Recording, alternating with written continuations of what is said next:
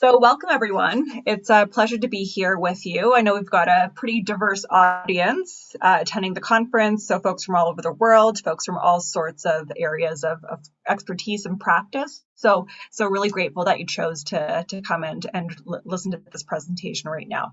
So I'm going to be talking about competency-based entrepreneurship education, cognizant of the fact that I only have 15 minutes to convince you that perhaps this is maybe one of the best ways to explore the creation of a culture of visionary thinking.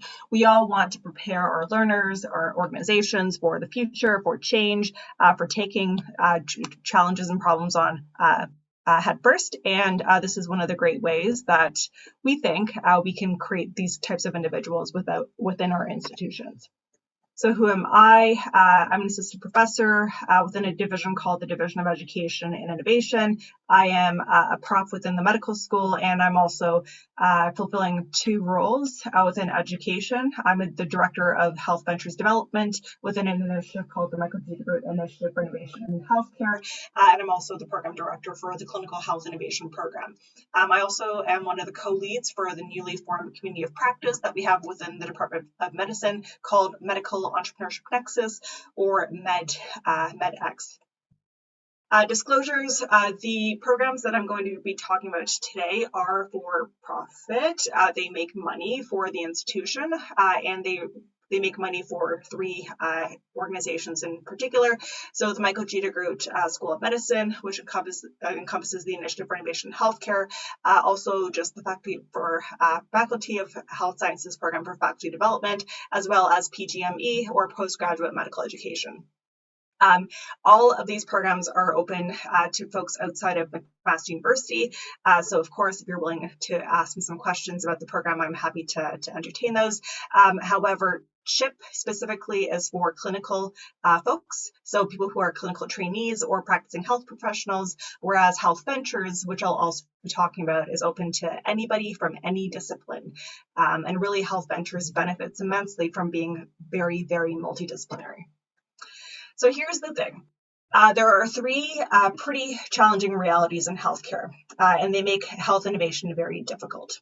So health innovation requires, just by virtue of what you're asking people to do, it requires a multidisciplinary perspective. We've all been looking at things from various perspectives, probably throughout our careers. However, when it comes to health innovation, it becomes very, very important for us to think about things like the quadruple aim. So think about the clinical perspective, the patient perspective, the cost perspective, big, high-level, population-level health impacts. How scalable is the problem that we're actually trying to solve? So you're always trying to frame things at multiple levels and from different lenses. At the same time, for some reason, there's actually a very low prevalence of health innovation programs. So we have these needs, we have all these challenges that need to be met. However, we don't necessarily provide training for individuals working within the healthcare system to address them. And at the same time, we have these recommendations on somehow trying to help individuals within the healthcare system figure out how they should weave different aspects of their ideal career together. And there's a lot of interest right now, especially for mentorship within the clinical trainee space. So what are Health Ventures? What are the Clinical Health Innovation Program? Well, these are two programs. They're distinct, but I'm going to blend together the value proposition here on this slide. So the key thing that Health Ventures and the Clinical Health Innovation Program is trying to get you to understand is, what is health innovation? Who do you need to have around you to explore a health innovation idea or evaluate the potential impact that you could have with your work? Who should you have on your team? What is worth pursuing? What isn't worth pursuing? And what are the steps that you need to take to get something through to actually creating real impact? The leadership team, so I do head up these programs. However, always bring together individuals from different backgrounds.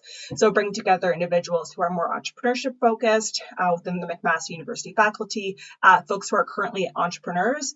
So they lead medical device companies, pharmaceutical companies, biotech companies, as well as folks who are currently clinical.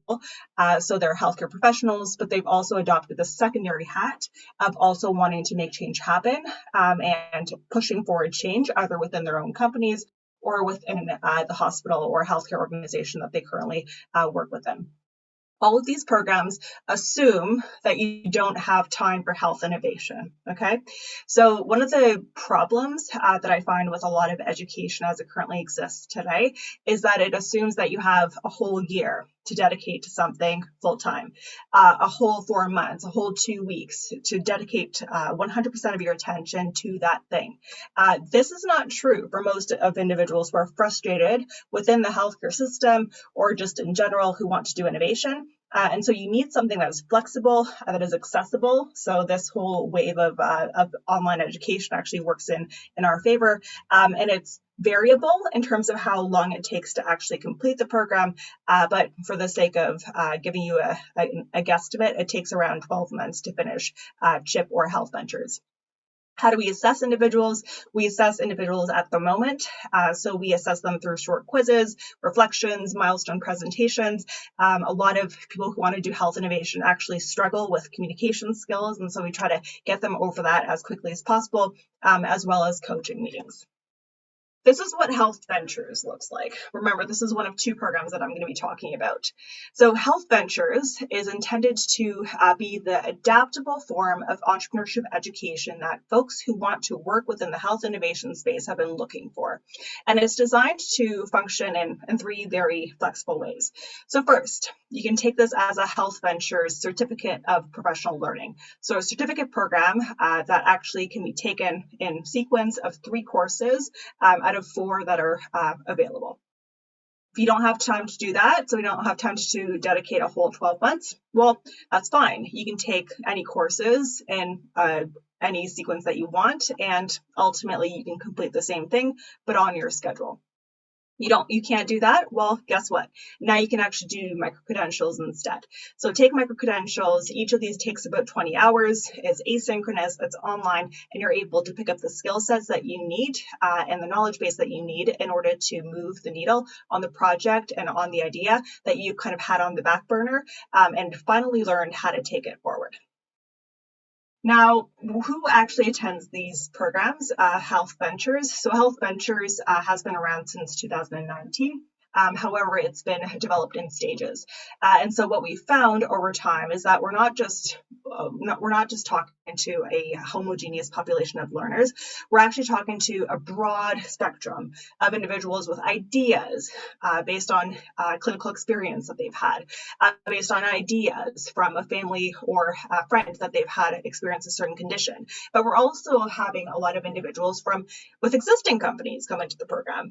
And you'd think that someone has a company and they're already at a certain stage of development and they don't need any more support. That's wrong. So they actually still really want that education, that theory, that practice that Health Ventures is able to provide them. And bringing these 2 very different groups of people together is actually extremely beneficial because they can cross-pollinate ideas, share experiences, and sometimes even join forces by bringing together different teams. So this is, again, intended to be as flexible as possible.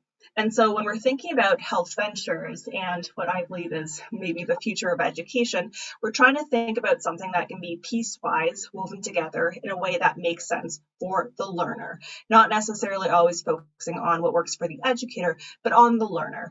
And so the sample journeys that you see here are actually intended to linearize different experiences that people could have by either going through a more linear progression through the different course offerings that are available, or go through a lot of micro-credentials to actually pick up skill sets as required, but not necessarily following a specific program plan. Now, that was Health Ventures. Now, what is CHIP? So CHIP is the clinically focused companion for Health Ventures. And what CHIP allows individuals with clinical exposure to do is gain some level of the same knowledge. So the learning sessions are listed on the left here, but also, perhaps most importantly, be inspired by various guest speakers that we bring in, by various startups that we bring in from Waterloo, from Toronto, from Hamilton, from anywhere really where we find individuals with a passion for passing their passion on to the next generation of clinical professionals. We bring these individuals together, and ultimately they as well increasingly over the progression of the program either decide that they want to get into this space a little bit more, or they say, you know what, this is interesting, but I think I'm going to keep my distance for a little bit of time. And what we're finding, quite interestingly, within the clinical space is that there are distinct phenotypes. So I mentioned that there are some people that are saying, oh, okay, you know what, interesting, but not really for me. Well, some of the other phenotypes are actually clinical advisor. So I want to actually be helping Health Ventures move forward. The second one would be to actually become a health innovator. And the third one would be actually be a champion of innovation on the inside within the hospital setting. But that's kind of the gist of what they want to get involved with. So 3 phenotypes, and as they progress through the clinical health innovation program, they can dive more and more deeply into those particular spaces. I just want to linearize this for you as well. So how does this feed into Health Ventures? Very important for all ecosystems to feed together. So CHIP, if you want to be an advisor, you go into part of the Health Ventures program called Innovators and Scrubs, or the residency program, which we've created for innovators. If you want to be a champion of health innovation, you actually go to the level 2 of CHIP, where you can specialize in these areas, and then you take courses on complexity in healthcare. And then for the person who wants to be an innovator or an entrepreneur, you can go into Health Ventures level 1 or level 2. So our next steps are to do the full launch of Health Ventures. I mentioned it was put together over the last couple of years, but really launch Health Ventures in September 2021. We'll have registrations open in late June. And we're also running an already REB-approved study to develop health entrepreneurship competencies by the end of 2021. And be able to create competencies that we can map across the learner's process to be able to create a scale and a tool that will be useful, hopefully not just for us, but also wherever Health Ventures is being run and implemented. So I think my time is up, but if you're interested in learning more or starting the word at your institutions, my email is on the screen. It's just my first name, R, @mcmaster.ca, and I'd be happy to field any questions either now if we have time or later on by email if you so choose. Thank you.